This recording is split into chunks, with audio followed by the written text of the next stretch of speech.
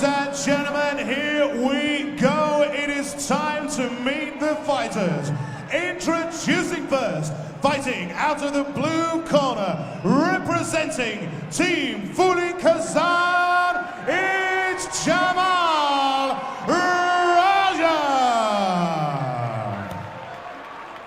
And standing across the cage, his opponent, fighting out of the red corner, representing Blackburn Predators, it's Corey Fry.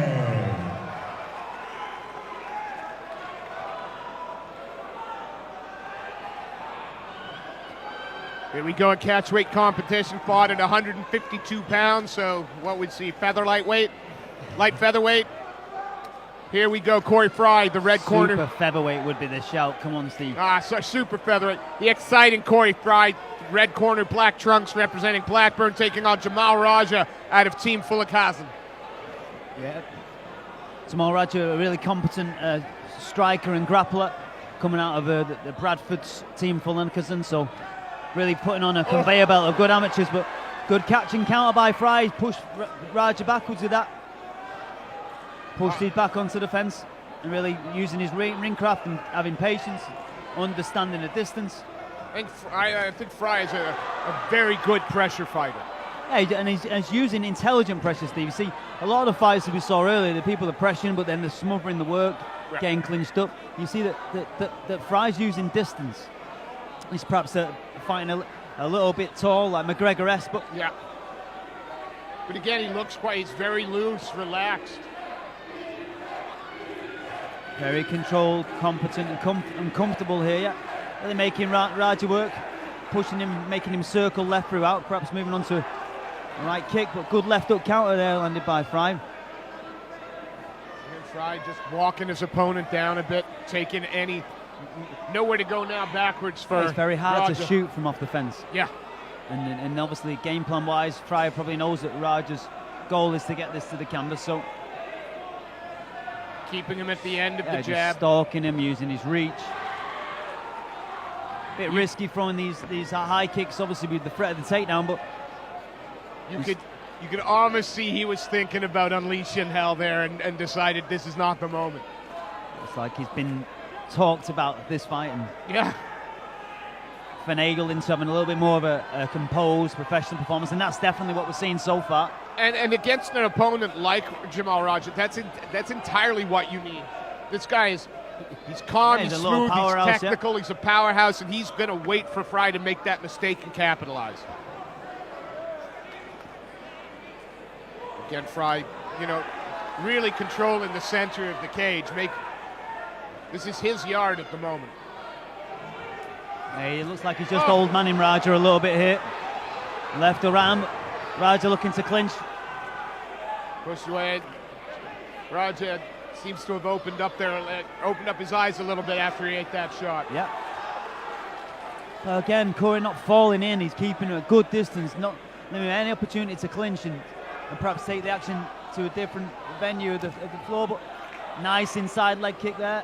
And the hand fighting with the jab. They're not throwing jabs, but the hand fighting in the middle is very cool. In cricket, they have a phrase called the corridor of uncertainty. And I think if you look for people that don't want to come into that distance, and that's what Fry's started by pouring. It gives you something to think about when you're on your way in. And when you don't want anything to think about, you want to get your entries to be clean, especially in the first round. The amount of fighters that come and sit on the stool and say, I just can't get going, I can't get my rhythm. Because the opponent's breaking the rhythm with pouring, feinting, keeping you at distance, mixing up the attack. So for me, that was a masterclass in distance control by Corey Fry. Is that arguably not almost a perfect round for him? Yeah, I don't think he really sustained any damage per se. Damage. He definitely got Raja's respect pushing him against the fence. I mean, I'm not talking 10-8 or anything like that, but I mean, that's a picture-perfect game plan there. That was Corey Fry 101 right there. Wow. And again, we look at the record, Corey Fry, in his 9th amateur fight, 5-3 at the moment. Could go to 6-3, could be 5-4, but they're really racking up these fights, and wins and losses are starting to become inconsequential at the amateurs. Well, you might have noticed that in the UFC back in the day, used to announce records. Oh, sorry. Don't be sorry about that. What a shot. They used to announce records, but now they don't announce the records anymore because it's about the fight and who's fighting. Records are for DJs. That's the old phrase, mate. Yeah, I'll throw that one out there. Amen. Corey Fry still fighting tall, bossing distance, fighting controlling long. it. And you do, again, you referred to it, there is sort of a Conor-esque way he moves forward. Very nice. Is that something we're going to see more and more of, the more successful Conor is? People emulating that style? Or? Yeah, MMA is a copycat league. It is what it is. You saw old and new and what is old and what is new. And if someone's doing something it works, there's so many coaches out there that are going to emulate and modify it and add their game to it. And not just the fighters, the competitors. They have a real passion for MMA. Back in the day, people have done more sports than they do now and come from different backgrounds. But these are MMA fighters, first generation MMA fighters, and you can see it here. Jamal Fry again, just keeping distance. Jamal trying very hard to break that distance, get in a little bit closer. Yeah, and he is now. He's throwing like more than one shot, and he probably noticed that Fry's chin does stay a little bit elevated after the first initial contact, so he's probably looking to bowl in with an overhand right or finish with a left hook off a right, and there it is. There it is, yeah. And there's the left hook. But again, when you're winging those one powerful shots, if they, you gotta land or... I think we had one a little bit south of the border there, so Fry was respectful and understanding that. And I can't see Roger going to milk this for too long. It looks even now like he's ready to jump back in there, yeah. Although, quite frankly, any kick to that area deserves just the utmost respect for that. Give me a second, mate. I might even give you two. All right, we're getting ready to go. And here we go.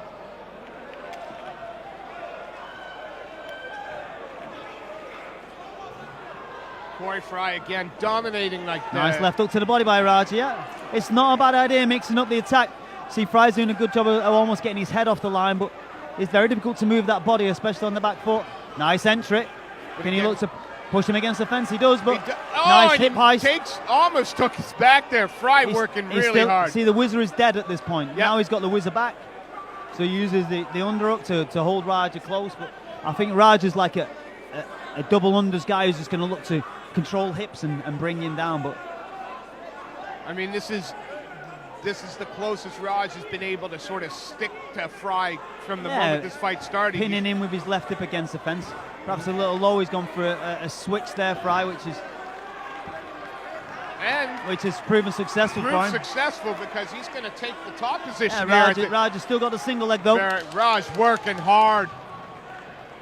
Persistent, now we go for a guillotine. Has he got it in? It's high elbow. It's just time. He throws the arm over, defends that well there. And Corey there Fry. it is.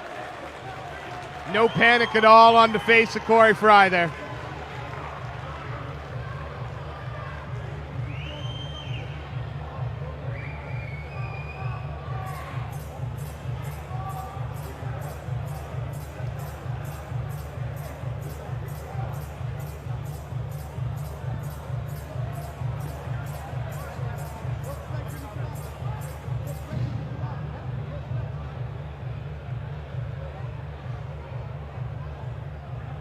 So,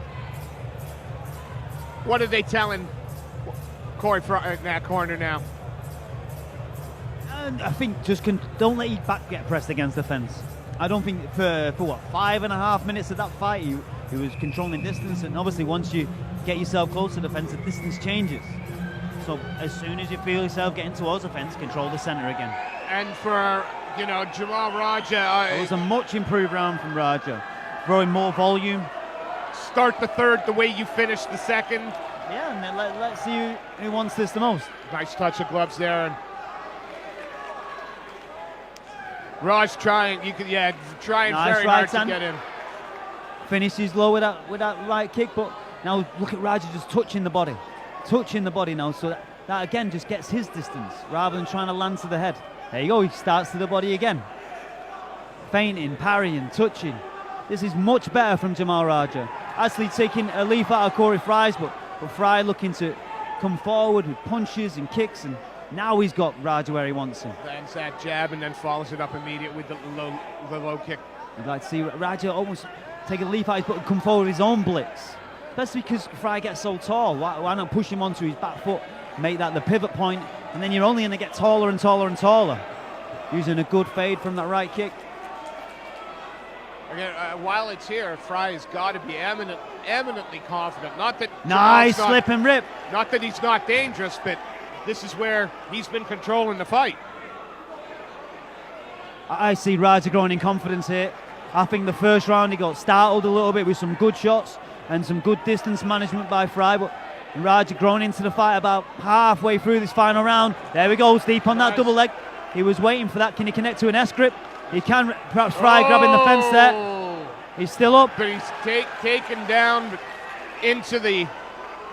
Well, he's got one butterfly. Yeah, Raja getting a little bit of a breather there.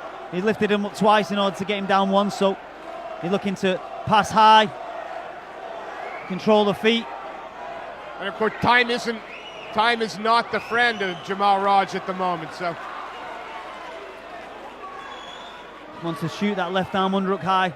There you go. See, a jump triangle attempt. I don't know if that was the smartest idea. Jumping for his back, trying to take his back.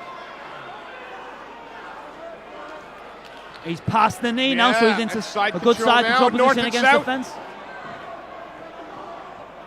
Nice, good core movement there by Corey Fry to get himself to top position. Wants to perhaps stay lateral to prevent any angles from Raja. Oh, nice, left hand down.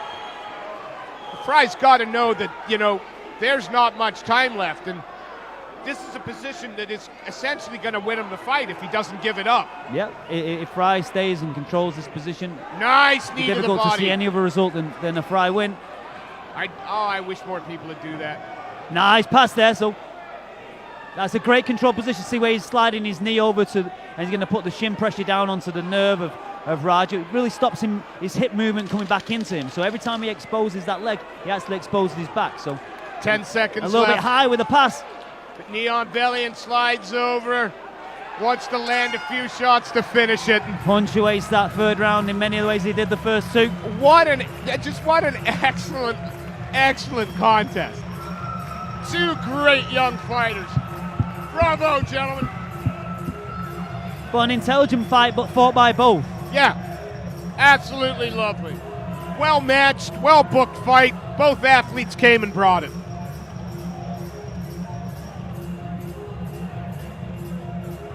Raja's got his hands in the air thinking that he just edged that. And well, that's again, tough decision.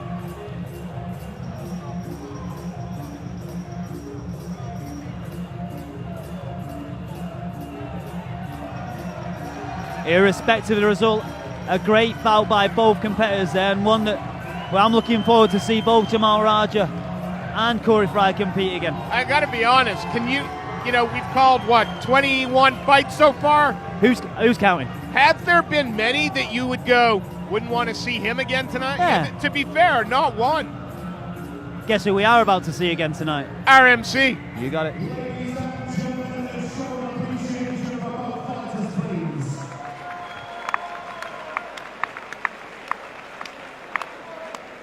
Another one that has gone the distance, and so we head to the judges' scorecards for our decision, and we have a unanimous decision for your winner in the red corner, Corey Fry.